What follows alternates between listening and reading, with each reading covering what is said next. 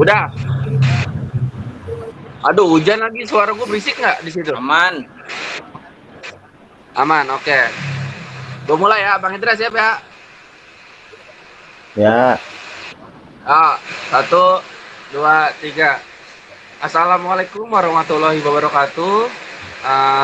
Perkenalkan teman-teman, kami dari kelompok e-commerce dan lingkungan yang beranggotakan dari Ezra dan saya Laurentius Erik. Ada Mas Agam Herdika, Hadi Istanto, dan Muhammad Naufal.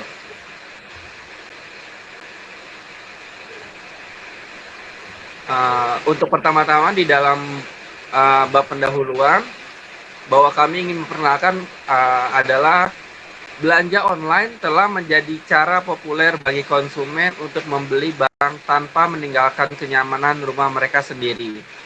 Namun, kemudahan ini menimbulkan dampak buruk terhadap lingkungan, khususnya dalam bentuk limbah kemasan. Dengan meningkatnya belanja online, jumlah sampah kemasan yang dihasilkan juga meningkat secara signifikan, seperti kotak karton, amplop plastik, atau amplop empuk.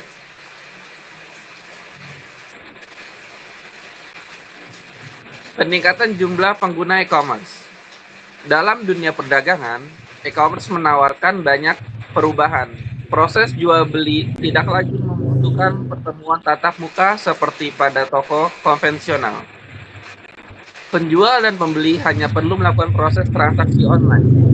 Kemudian, transaksi yang dilakukan pada e-commerce tersebut membuat penggunanya semakin bertambah. Hal tersebut memiliki dampak positif bagi perekonomian di dunia, dan berdasarkan data transaksi e-commerce di seluruh dunia meningkat setiap tahunnya. Akan tetapi, dengan meningkatnya transaksi e-commerce memiliki dampak signifikan negatif bagi lingkungan ke depannya. Dampak lingkungan dari e-commerce.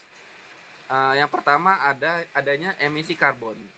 Sebagian besar emisi karbon yang dihasilkan oleh e-commerce bersifat tidak langsung. Artinya, emisi tersebut dihasilkan di seluruh rantai pasokan, bukan hanya pada proses pengiriman. Tanpa mengubah rantai pasokan menjadi lebih hemat karbon, toko-toko e-commerce besar diperkirakan akan menghasilkan lebih dari 1 gigaton karbon dioksida setiap tahunnya pada tahun 2040. Dampak lingkungan dari e-commerce selanjutnya adalah emisi karbon. Menurut data dari International Energy Agency, total emisi karbon dioksida atau CO2 yang dihasilkan sepanjang 2020 mencapai 33,9 gigaton. 13,5 GT dari total tersebut berasal dari listrik dan pemanas, yang merupakan total emisi tertinggi dibanding sektor lain.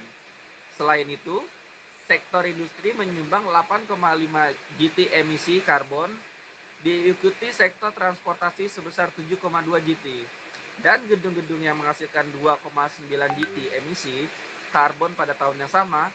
Di luar sektor-sektor tersebut, sebanyak 1,9 GT emisi karbon berasal merupakan hasil dari sektor-sektor lainnya. Seperti yang terlihat pada analisis data di gambar tersebut. Lalu yang berikutnya, dampak lingkungan dari e-commerce adalah sampah elektronik. Jumlah sampah elektronik yang dihasilkan secara global setiap tahunnya yakni 41,8 juta metrik ton, dan sebagian besar berakhir di tempat pembuangan sampah di negara-negara seperti Tiongkok, Ghana, India, dan Indonesia. Meskipun sebagian dapat didaur ulang atau diperbarui, paparan terhadap unsur-unsur elektronik seperti merkuri, timbal, litium, dan lain-lain dapat berdampak negatif terhadap manusia dan hewan, air, tanah setempat, dan juga tanah di lingkungan tersebut. Selanjutnya akan dilanjutkan oleh teman saya. Terima kasih.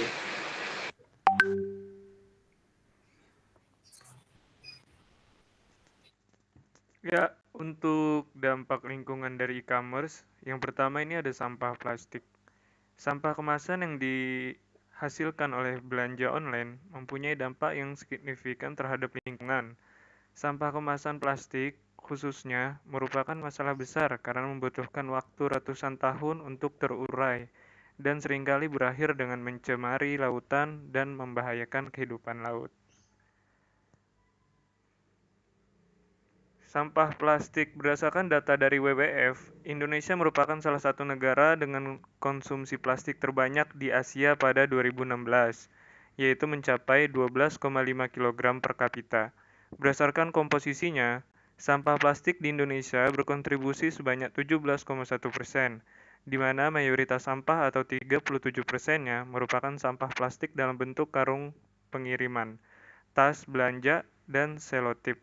Sementara itu, McKinsey Global Institute juga memperkirakan jika pengguna plastik limbah kemasan akan meningkat menjadi 7,5 juta ton pada 2030 dari sebelumnya yaitu 5,3 ton di 2019.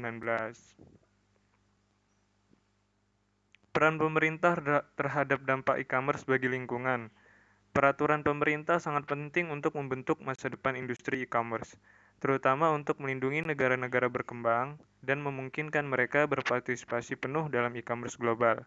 Peraturan dapat memperbaiki hal-hal seperti data dan hak kekayaan intelektual, pertumbuhan berkelanjutan, dan pengendalian emisi karbon, menurut beberapa penelitian.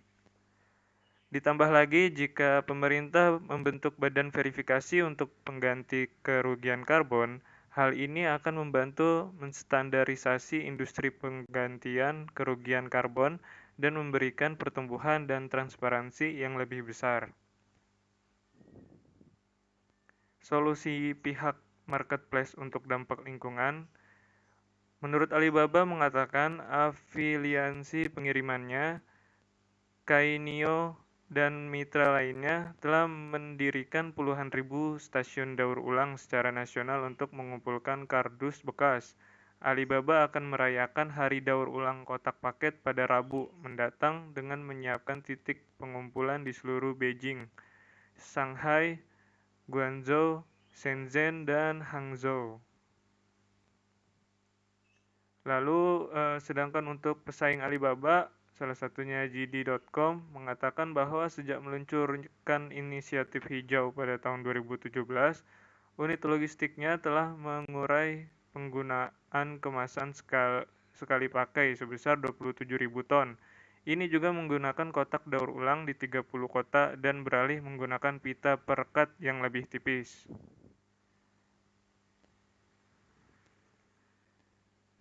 Ya, untuk selanjutnya Saudara Agam Herdika yang melanjutkan.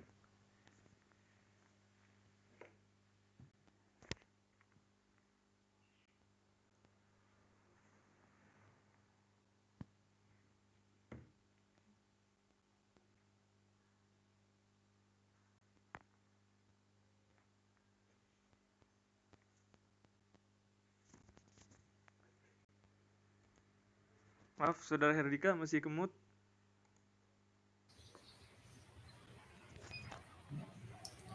Solusi pihak marketplace untuk dampak lingkungan. Amazon juga mengambil langkah menuju pengemasan yang lebih ramah lingkungan. Amazon telah memperkenalkan kemasan bebas frustrasi yang dirancang untuk mengurangi limbah dan lebih mudah dibuka. Tindakan yang bisa dilakukan untuk mengatasi dampak lingkungan dari e-commerce, gunakan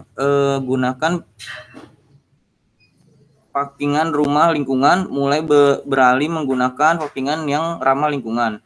Dengan menggunakan pakingan ramah lingkungan seperti kertas, plastik, singkong, dan lainnya. Kita juga mengganti bubble wrap untuk packing barang pecahan belah menjadi shredded paper atau alternatif lain yang lebih ramah lingkungan. Tindakan yang bisa dilakukan untuk mengatasi dampak lingkungan dari e-commerce, kurangi penggunaan staples dan selotip. Biasanya dalam sebuah paket e-commerce, packingan yang dapat penuh dengan selotip atau staples tujuannya memang agar paket lebih aman. Namun karena banyaknya sampah stapler dan selotip, usahakan untuk mengurangi penggunaannya dalam packingan barang dan hanya gunakan dalam jumlah yang wajar saja. Tindakan yang bisa dilakukan untuk mengatasi dampak lingkungan dari e-commerce, mengirim dan memesan barang secara bersamaan. Dengan penjual mengirim barang secara bersamaan atau bagi pembeli memesan barang secara bersamaan, maka akan meminimalisir penggunaan packingan berlebihan. Selain itu, juga mengurangi emisi karbon dan pengiriman, karena hanya melakukan pengiriman dalam satu perjalanan saja. Selanjutnya akan diteruskan oleh Bang Izra.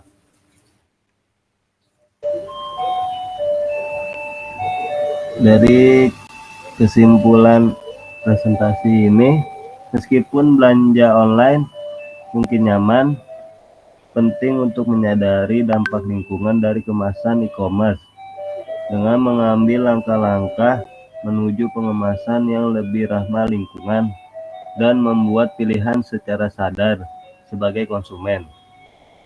Kita dapat berupaya menuju masa depan yang lebih ramah lingkungan bagi planet kita. Referensi dari Baik, cukup ya Mas. ada di Nggak PPT. apa-apa. Oke, ini referensi dari semua materi yang kita dapat. Cukup sekian presentasi dari kelompok kami. Terima kasih untuk Mas Ezra, Mas Agam, dan Mas Hadi untuk presentasinya. Kurang lebihnya kami mohon maaf apabila ada materi yang kurang lengkap dalam penyampaian presentasi kami kali ini. Kami ucapkan terima kasih. Wassalamualaikum warahmatullahi wabarakatuh. Waalaikumsalam. Alright.